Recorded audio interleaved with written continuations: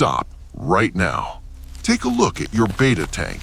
If you see a plastic filter humming in the corner and you're spending every Sunday hauling buckets of water, you aren't just working too hard, you're failing to understand the very creature you're trying to protect.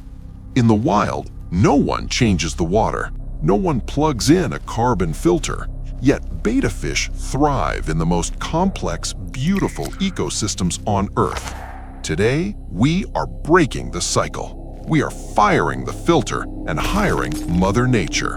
I'm going to show you the Walstad Method, a high-level, self-sustaining ecosystem that turns a simple glass box into a breathing, living piece of art. But this isn't just about low maintenance.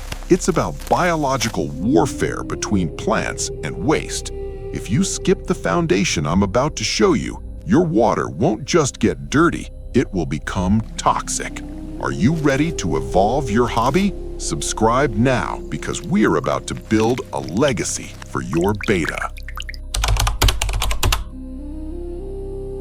The biggest lie in the fish-keeping industry is that you need a mechanical filter to keep water clean. A filter is just a box. What actually cleans your water is life, specifically bacteria and plants. In a standard setup, you're constantly fighting against ammonia, the silent killer.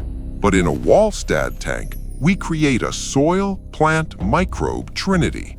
Think of the soil as the engine room. Most people use inert gravel, which is basically a desert for beneficial bacteria. We're using organic potting soil, rich in carbon, rich in nutrients, and teeming with microorganisms that eat fish waste before it even hits the water column. This isn't just dirt, it's a chemical laboratory.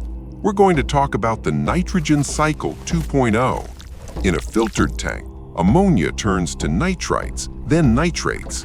In our tank, the plants jump the line. They prefer ammonia. They eat it before it can even hurt your fish.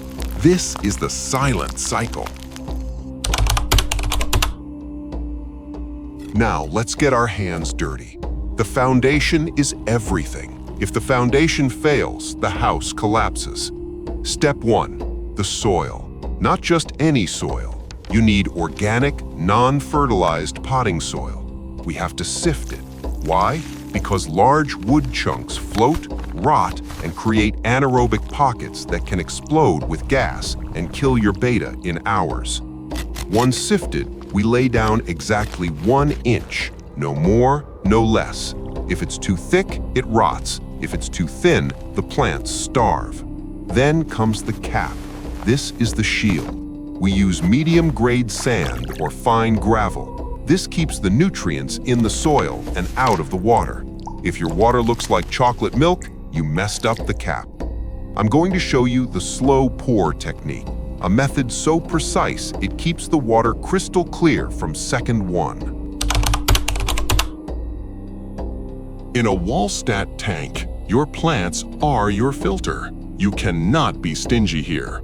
If you plant 20% of the tank, you will fail. You need to plant 70 to 80% from day 1. We need heavy feeders, plants like Amazon swords, Balasnaria, and floating plants. Floating plants are the secret weapon of the US hobbyists. Their roots hang directly into the water, sucking up nitrates like a vacuum cleaner. They also provide the shade and cover that betta fish evolved to love in the rice paddies of Southeast Asia. We're building a jungle, not a garden. Let's talk about allopathy, the chemical warfare between plants and algae. When your plants are strong, they release chemicals that literally prevent algae from growing. This is how we keep the glass clean without ever scrubbing it. When you finally release your betta into this world, you'll notice something immediately. Their colors change. Their fins spread wider. They become curious, patrolling every leaf of their new territory. This isn't just a pet in a bowl anymore. This is a predator in its kingdom. You've successfully mimicked 10,000 years of evolution in a 5-gallon tank.